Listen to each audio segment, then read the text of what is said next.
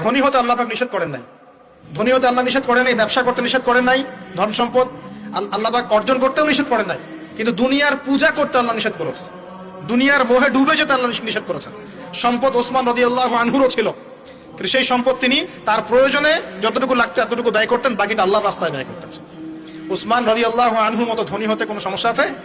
আপত্তি আছে?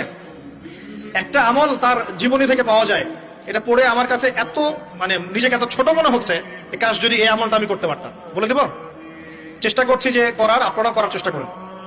উসমান রাদিয়াল্লাহু আনহু ধনী ছিলেন কিনা, তো নবীর কাছে গিয়ে বলছেন যে আমার ধন সম্পদ খুব বেশি বাড়ছে, ইয়া রাসূলুল্লাহ আপনি সম্পদ একটু কমানোর দোয়া করেন তো আমার জন্য।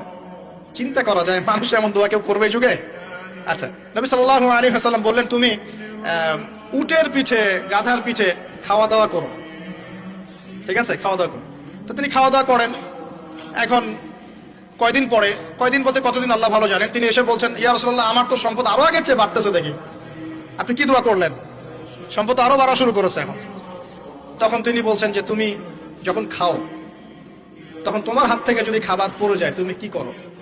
তখন তিনি বলেছেন আমি আমার হাত থেকে খাবার যদি পড়ে যায়, একটা দানাও যদি পড়ে যায়, আমি উটের পিঠ থেকে নেমে সেই খাবারটাকে তুলে পরিষ্কার করে তারপর খাই।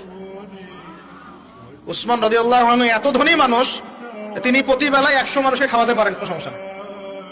তিনি একাই তাবুকের যুদ্ধে 30,000 সৈন্যের দায়িত্ব নিয়েছেন। 30,000 সৈন্য 3 মাস যাবে, যাত্রা বিরতি করবে, খাবে দাবে, তাদের ঘোড়া অস্ত্রশস্ত্র সব দায়িত্ব একজন ব্যক্তি বহন করেছেন, ওসমান রাদিয়াল্লাহু আনহু। কত বড় ধনী আপনি চিন্তা করেন, উনার মতো ধনী কোন পররাষ্ট্রমন্ত্রীও নাই পৃথিবীতে এখন পর্যন্ত, কোন বিশ্ব নেতাও নাই ওনার মতো ধনী, এখন কেউই নাই।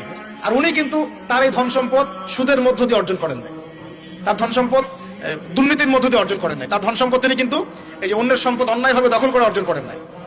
তিনি সম্পদ অর্জন করেছেন বৈধ পন্থায়, হালাল ব্যবসা করেছেন নাকি না? এই যে আমল, তো নবীজি বলছেন যে তোমার আমল যদি এমনই হয় তাহলে তোমাকে আল্লাহ পাক সম্পদ দিবে না, কাকে সম্পদ দিবে? মানে তুমি আল্লাহ পাকের যে সম্পদ, রিজিকের যে শুকরিয়া আদায় করো, কৃতজ্ঞতা প্রকাশ করো যে আল্লাহ আমাকে ভালোবেসে রিজিকটা দিয়েছেন, আমার হাত থেকে পড়ে গেছে, আমি তুলে খাই।